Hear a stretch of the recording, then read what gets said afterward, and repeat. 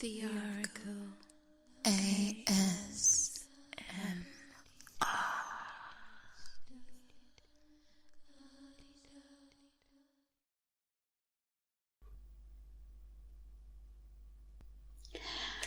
Hey lovelies, it's me, the Oracle, and welcome to another edition to the Let's Talk podcast series, where I talk about particular topics that help you relax and hopefully, if I do this right, should help you sleep.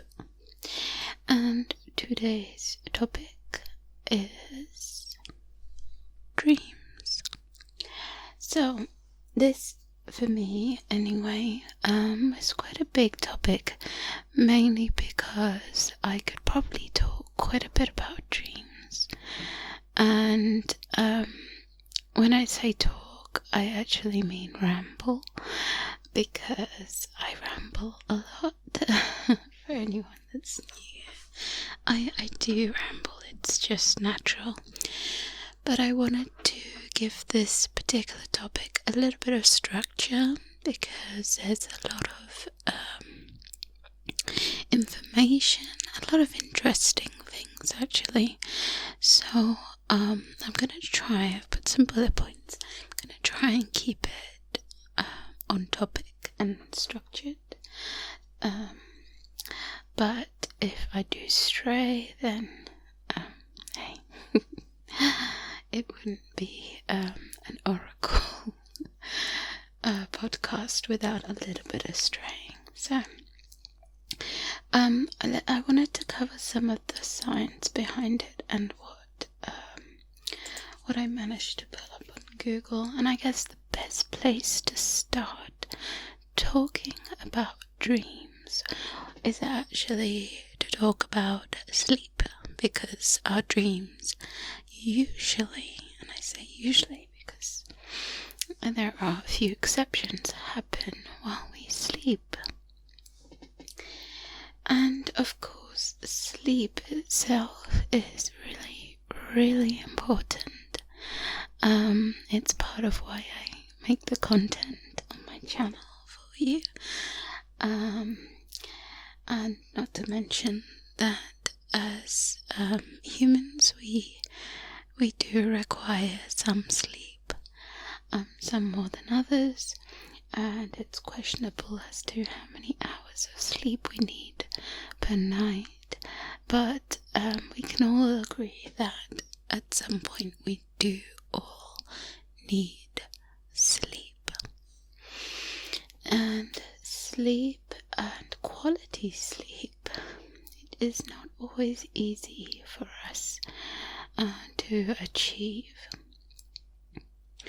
And me included, by the way. All of this that I'm discussing, I am really speaking from a personal point of view, and I'm certainly not an expert in anything that I'm discussing. It really is just experience and what I've read. And so yeah, I'm not a doctor, I'm not anything like that, or therapist in regards to these topics, but hopefully what I can share will be interesting.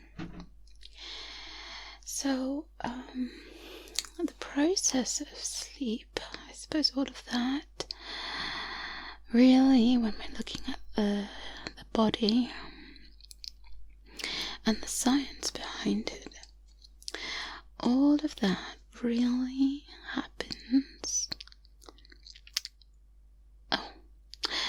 involves the brain. And there's different parts of the brain. Once again, I'm gonna try and discuss it, but I'll just touch on it a little bit. We've got different parts of the brain. We've got the hypothalamus. I hope I've said that right. And this is the little peanut-sized structure, which is really, really right deep inside the brain. and this one contains groups of nerve cells that control the centers affecting sleep and arousal. So that's why I mentioned that one. And then we have the brain stem, which is at the base of the brain, and this communicates with the hypothalamus to control the transitions between wake and sleep. And as I said, I'm really just simplifying and scratching the surface of this. It goes really detailed and quite deep. So, again, still touching on the brain, we have the thalamus, and this acts as a relay for the information from the senses to the cerebral cortex. This is the covering of the brain that interprets processes of information from short to long-term memory. We have the pineal gland, and this involves the production of hormones, particularly the melatonin, which helps put you to sleep once the lights go down. So that's actually quite a very important hormone. And then we have the basal forebrain, which is near the front and the bottom of the brain. And this also promotes sleep and wakefulness.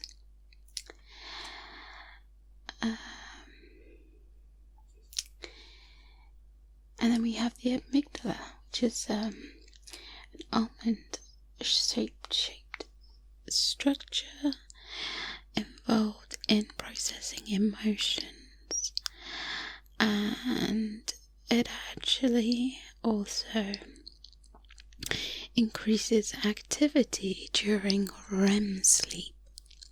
So that REM sleep is really where I'm going in terms of dreams, because dreams happen at a very particular stage in sleep, which is why I was discussing the sleep. So there are, again, I had to look at it a bit into the science of it, and there's actually 4 stages of sleep that are discussed, including that REM sleep. So we have stage 1, which is the non-REM sleep, and this is usually a short period lasting several minutes of a relatively light sleep. Your heartbeat and breathing and eye movements slow, and your muscles relax with occasional twitches, and your brain waves begin to slow from their daytime wakefulness patterns. Then we have stage 2, which is also a non-REM sleep, and this is a period of light sleep before you enter deeper sleep. So your heart rate and your breathing is slow, your muscles relax even further, your body temperature usually drops, and eye movements stop. Brain activity slows, but it's marked by brief bursts of electrical activity. And then we have stage 3, which is also a non-REM sleep, and in this period it occurs in longer periods during the first half of the night. Your heartbeat and breathing slow to their lowest levels during sleep, and your muscles are relaxed, and it may be difficult for you to awaken. Brain waves become even slower in this stage. And then, of course, we have the REM sleep. And this usually occurs in the first 90 minutes after you fall asleep. Your eye movements, your eye moves rapidly from side to side if someone was watching you, or if you're watching somebody. And you have mixed frequency brainwave activity, which becomes closer to that seen in wakefulness. Your breathing becomes faster and irregular. Your heart rate and your blood pressure increase to near awakening levels. Most of your dreaming occurs during REM sleep, although some can also occur in the non-REM sleep. Your arm and leg muscles become temporarily paralyzed, which prevents you from acting out your dreams. As you age, you sleep less of your time in REM sleep. And why did I mention all of that? The reason I mention that is because when we talk about the subject of dreams, myself included, I have found that I don't dream as much as I used to when I was younger. So that fact was actually quite interesting because I knew that I didn't dream as much, but this explains a lot because you may find that you dream less than you used to. So some people will say that that's factored into the fact that you're younger, you've got a very active imagination, creative imagination, and I guess there is some truth to that, but it looks like it's also down to the fact that we have maybe less of the REM sleep, and thus having maybe more limited dream time, should we say. That said, of course, I have had dreams. I still have dreams a lot less personally now, after having a baby and all of the wonderful trials and tribulations that come with that, which of course includes little to no sleep, and even my sleep now, I'm only just getting back some good quality hours of sleep. So I do get sleep, obviously, to function. As I said, we all need sleep of some sort, but when it's broken up, it does tend to be very difficult to reach that REM sleep stage that we discussed, meaning that you're less likely to dream, which is kind of where I'm at the moment. However, with the dreams that I do remember, usually were quite vivid, and sometimes, though, I must say, I had those dreams that you really couldn't remember, and that's how it is sometimes. Sometimes it's like you're holding a feather on the tip of your fingers on a really windy day, and it just doesn't materialize enough in your head to grasp what happened.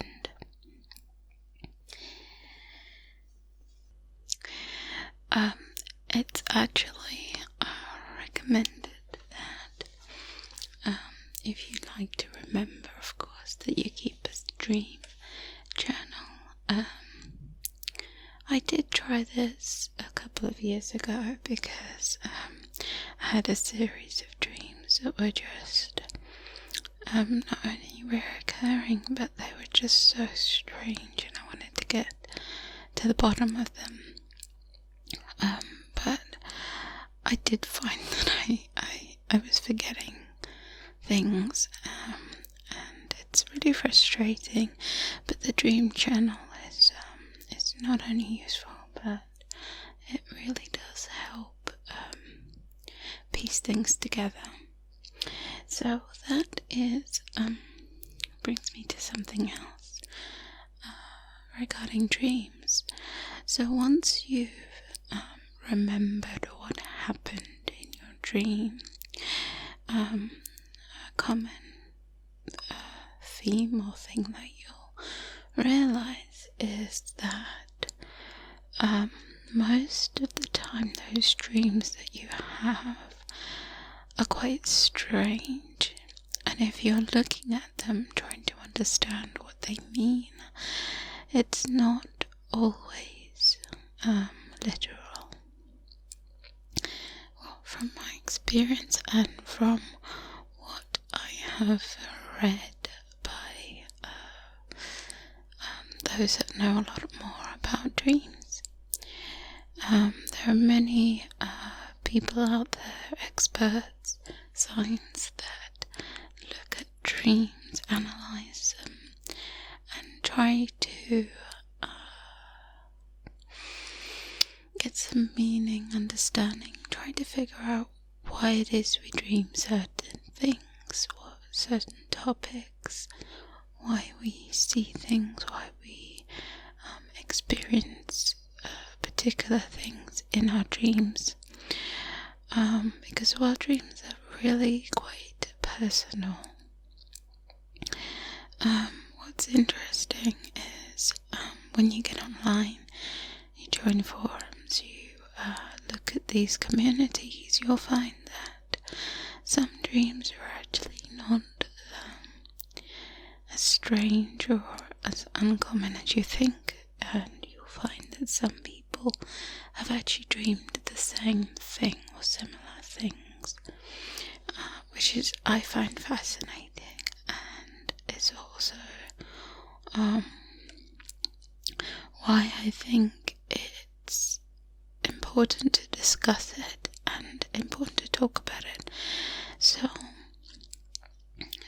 when you do look around and see what other people are dreaming, as strange as the topic is, the people that have looked into it and tried to piece things together to get some meaning out of them, have found that these dreams are, as I said, not based off the actual literal sense, but perhaps things that you're going through. I'll give you an example. So, you might be having a dream, for example, where you're being chased, and this is one I've had, and it's actually one that I'm pretty sure you might have had at some point or other. Now, does it mean that you have been chased before, so perhaps you're reliving something? Does it mean that this is something that could happen? Is this some sort of premonition?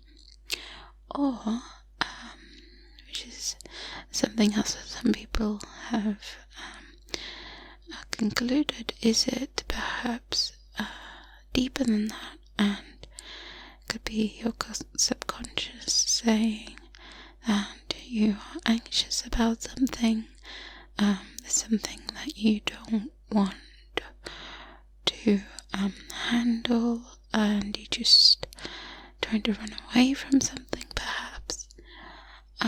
So there's lots of sides. What I'm trying to get at is that sometimes with explanations of dreams, it's not necessarily literal. I've had dreams, and I had dreams when I was many years ago, for example, about being pregnant, which necessarily didn't mean that it was a premonition of pregnancy. Someone concluded, an expert concluded that it was me stepping into a new beginning, new event, new life-changing event, which sort of made sense, which sort of manifested itself in this pregnancy, which was really, a birth of something new in my life. So it had at that time nothing to do with me, being pregnant, for example. And that's the fascinating thing about dreams, is that they seems to be some link to our subconscious, and that is fascinating and amazing at the same time, because that, I suppose, is a whole topic altogether, the subconscious, because it's so powerful, yet there's so much that we don't understand about it. And when I say we, I mean me.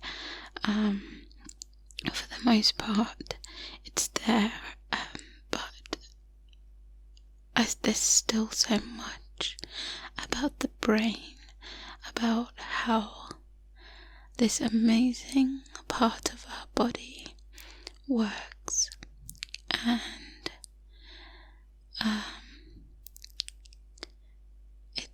it's a mystery, and it's something that I wanted to learn more about. And I guess that's why tapping into dreams is just one little part of that. Because for most of us, we don't choose our dreams.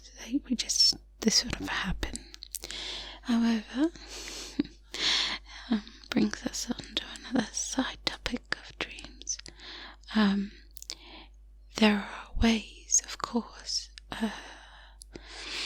that amazing people have actually found ways to manipulate dreams and actually choose the dreams that we'd like.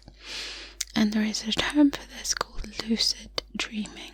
Now, this is something I have not only looked into but actually tried myself. It is pretty amazing, if you ask me. It's right out there, and it is, I'll be honest, I'm no expert on it at all. I feel like I'm only really touching the surface, and I can't always reach lucid dreaming. I find that life itself, all the struggles, all the stresses, make it really difficult to achieve it, especially now. Personally, I find it so hard to get there.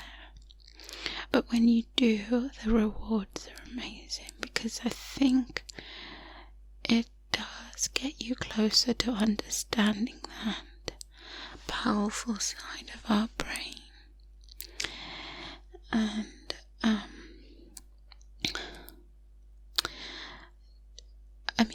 if you think about it, it's like having another world, and you're able to just literally tap into it when you want, which is amazing. Some would say that you're traveling into another dimension. What's to say that this is just one dimension, and every time we go to sleep, that that we're just living in a completely different dimension we're visiting. Interestingly, has anyone had the dream where they're at an airport, perhaps actually getting to the point of getting into a plane and traveling? That is actually an example, if you look it up, where some people say that having had that dream, that actually could mean that you're leaving, the matrix. You're leaving one place and entering into a completely different dimension, which is quite fascinating, right? It would be interesting to see if anyone everyone's actually had that dream. Some of us might not even get to that point. For me, I personally haven't. I can't say I've got to the point where I've travelled somewhere else. I have had, I suppose, a near airport experience where I never get to that point. I'm always packing, and I have this annoying, reoccurring dream where I, first of all, feel like I've forgotten something, but I never quite get to the airport, or I'm always running late, or there's always that anxiety before the travel, not having enough stuff,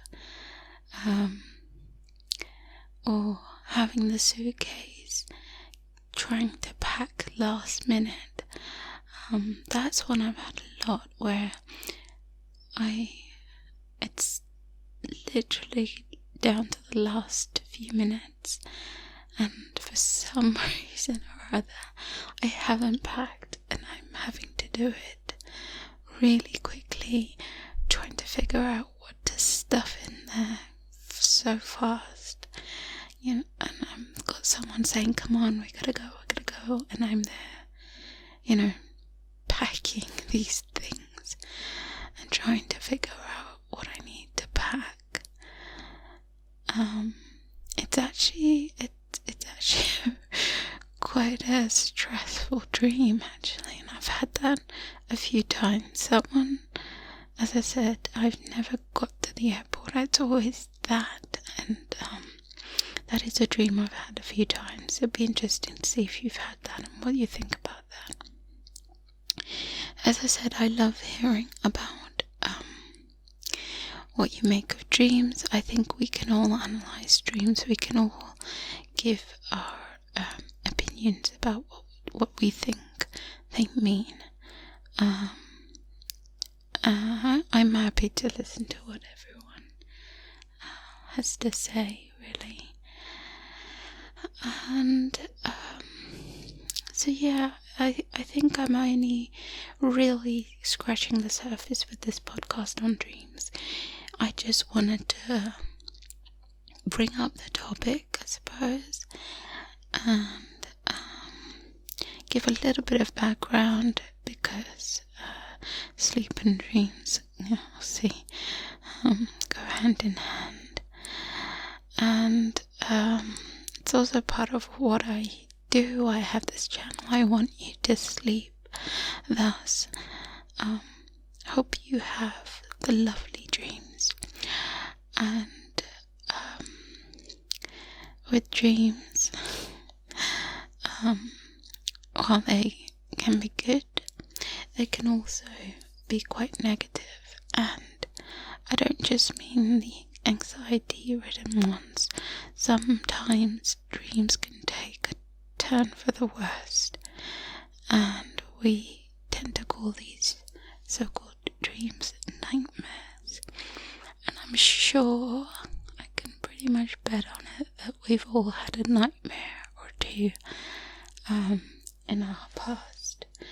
I, for one, have had more than my fair share, let's just say that, and it's always quite unpleasant. It's always usually it's quite an active thing. I always, usually when you've had a nightmare, you'll find that it's not just been in your head, but it's sometimes even materialized in your body. You might find that you're waking up in sweat, you've got this cold sweat. Sometimes you wake up out of breath, or you wake with a start, it startles you awake, and it's physically manifesting in some way, which is again quite scary, isn't it? I guess that's where some people say that dreams could very well be in our head, but also maybe not so much, because if they're in our head, why does our body, our physical body, why does it react in such a way? How can you be out of breath from running when you weren't physically running? Do you see what I mean? And it opens up so many questions, and there's a lot of answers out there for those questions. But it's really good to look into that. So these nightmares can get quite intense for some people, and I don't just mean waking like that. It can get pretty scary to the point where we're talking night terrors. People can wake up screaming, people can hurt themselves physically, hurt others, and they can really be physically and mentally draining, where that person could actually need help with their night terrors. They tend to happen, from what I've read, when we're younger, which makes sense because I suppose we dream more apparently when we're younger. So I really do feel for those that suffer from night terrors or nightmares. It's not nice. It's not nice at all. And however, there is help. You can get help out there. There are those that specialize in such experiences and have ways to help cope with them. So yeah, we're just looking at the wide range of dreams, and I do hope that you have less of these not so nice parts. That can also include, as I said, dreams can also manifest themselves physically. You'll find that you physically act out your dreams, which can also sort of fall into that dark side. Sometimes it can be really simple as you talking. I have been guilty of this myself, and of course I didn't know myself that I was talking in my sleep. That's for others to tell you that. So I think from a young age I was told this. My sisters told me about my sleep talking, which of course they found hilarious. And they didn't help much because they actually apparently talked back to me, which can get quite interesting, especially when you're not in control. So I didn't know I was talking in my sleep, so it was not intentional. And they would try to ask me things, silly things that sisters do, to see if they could try to get stuff out of me, but apparently I didn't make much sense with my talking. And I would never remember any of the talking dreams, or me talking in my sleep rather, because they're not really dreams. It was more talking in my sleep. Would never be something that I remembered. And as a still going off the point of physical manifestation of said, you could say dreams, but really a science side says it's us doing things in our sleep. You've got sleepwalking. You've got people who actually act out things such as opening doors, getting outside, going to the kitchen, opening fridges, cooking, crazy things. I mean, right up until, trying to get your car keys and drive. I mean, sleep or walking can be quite devastating, actually. And scary, as I said, because you don't have this control. This is stuff that's happening subconsciously, and sometimes those who are going through it could say that they were dreaming, and they would watch themselves and have no idea of what they were doing, but some say that they remember dreaming certain things. That's why I bring it up. It's just so fascinating, and I think we should definitely, and science as a topic, look into it more, because there's quite a few unanswered questions on that.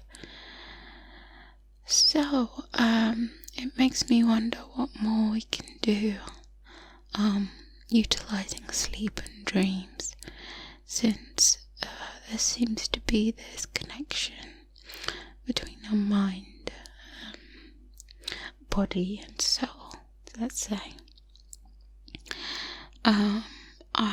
I used to, for example, when I was studying in school, I tried listening to things in my sleep, having recorded revision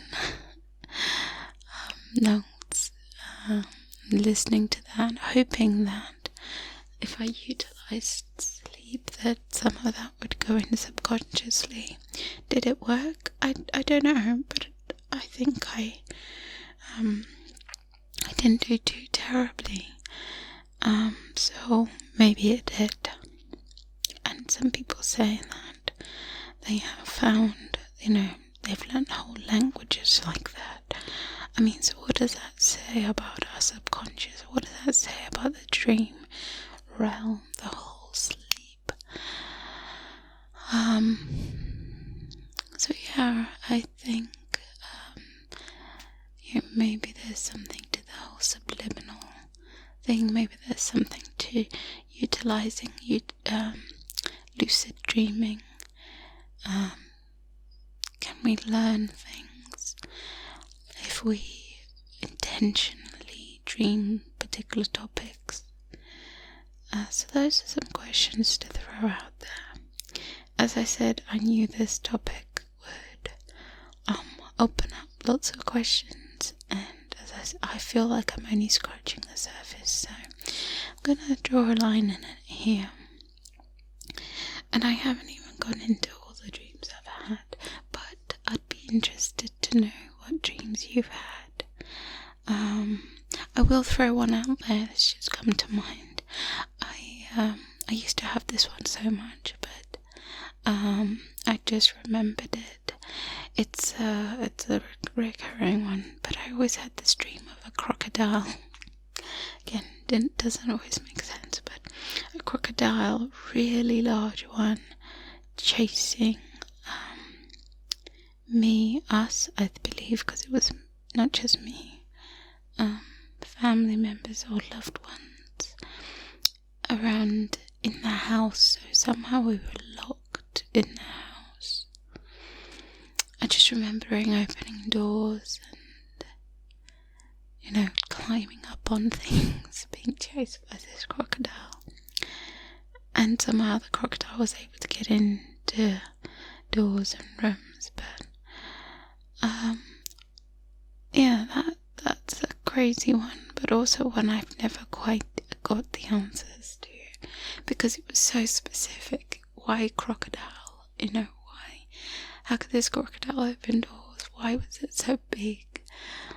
Why was I just running around rooms, didn't leave the house? Why was it just rotating around the house, and I was just climbing things? So yeah, that's an interesting dream. I have, of course, talked about lucid dreaming, and actually done a few videos on that. And my best and most favourite lucid dream is flying. So do check that out. I'll link it in the description as well, and on the end screen if you want to check out the lucid dreaming videos. For now, let's leave it here. Get in the comment sections, tell me about your dreams, tell me what you think and your experiences, and I hope